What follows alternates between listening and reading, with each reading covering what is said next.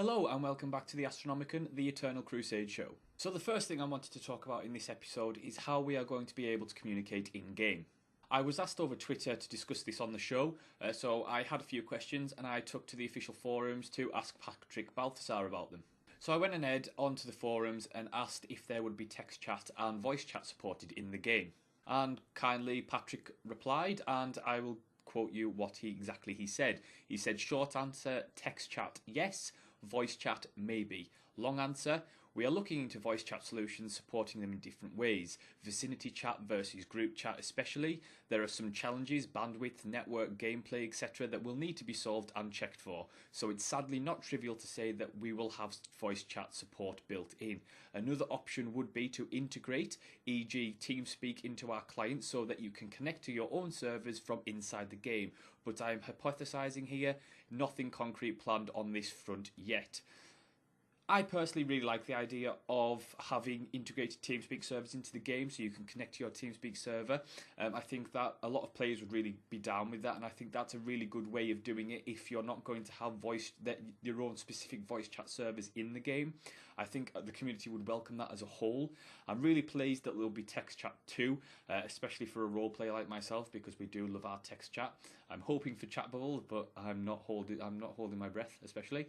So I'm really pleased on that front. So it's definite we're going to get text chat, voice chat that looking into, and it may go either full voice chat support or possibly an integration in some form. So the next thing I wanted to talk about is story. Now, we all know that there's going to be story content in some form in the game. After all, we all need a reason to be on the planet in the first place, and we need a reason to be fighting over it. Now, Stephen Lumpkin took to the forums recently and talked a little bit about story and the campaigns especially, and in how the story and campaigns will tie in together.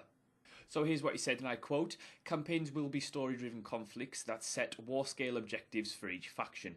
Each campaign will take place on a subset of the world, and each subsequent campaign will centre around new territory. Some campaigns will be lighter on story, while some will feature very heavily be story-driven. They serve as a primary source of the story in the game. So the campaigns are going to be your story. Your objectives, your reason for going after that objective is going to be your main story of the game," which I really like that idea. I think that's a really good way to do it. I don't think you should have the story separate from the objectives. I think it's very important to keep everything intact. So you're going for an objective, this is the reason why, and this is the overall benefit or negative of not getting that particular objective. I personally cannot wait to see the Eldar story. That's right, I'm going to be rolling an Eldar, so I will see you on the battlefield, Marines, because I'm going to come for you, you puny humans. And last, but by no means least, is combat. Now, combat is something that's been heavily speculated on from day one, really, and people have been wondering what it's exactly going to be like. Is it going to be like Planetside? Is it going to be like Space Marine? Is it going to be like all these different genres, different games? And people are trying to get a sense of it in their minds. And so Brent Ellison took to the forums to talk a little bit about combat and how trying to give players a good idea in their heads of what combat is going to be like in Eternal Crusade. And he said in the forums that even though it's an MMO, Eternal Crusade plays out like a proper third-person shooter, and in this regard, one of our big inspirations was Space Marine. You point where you want to shoot or strike, and hitting your target is largely based on skill. There are no ability bars or auto-attack systems. Of course, we also have an RPG system, so for example, the spread on your shots will be based on a variety of factors, including what kind of gun you're using, its upgrades, its accuracy score from your character. Games like Deus Ex work this way. However, since it's a largely PvP focused, though not exclusive MMO, your progression is largely horizontal, meaning that you unlock new things to equip on your character, but they'll generally have to replace other options and choose how to specialise. Think of the recent equip systems in Call of Duty, War of Roses, or various mech games as examples here.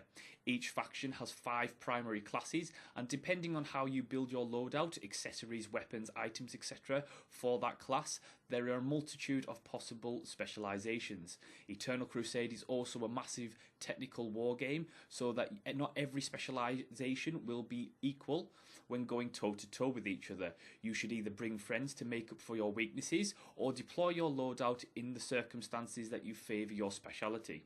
Since you can change your classes and loadouts whenever whenever you deploy to the field. You're not locked into your choice for hundreds of hours or anything. I'll add more on this post going forward, and hopefully things will be a bit clearer. Some upcoming gameplay footage should also help. Sounds exciting, right? I know, I am properly hyped for this now. I think that the Space Marine kind of combat is going to be really well suited to this kind of thing. I'm glad that that's the way they've took it, and I think that's going to make it a real fun and visceral fighting experience, especially once the game comes out and once you're in Battlefield with hundreds of other players. I think that's going to be fantastic. So yeah, I'm really excited for this. And that's it for this episode. Thank you so much for watching. Do leave a comment and subscribe, and I will see you next time.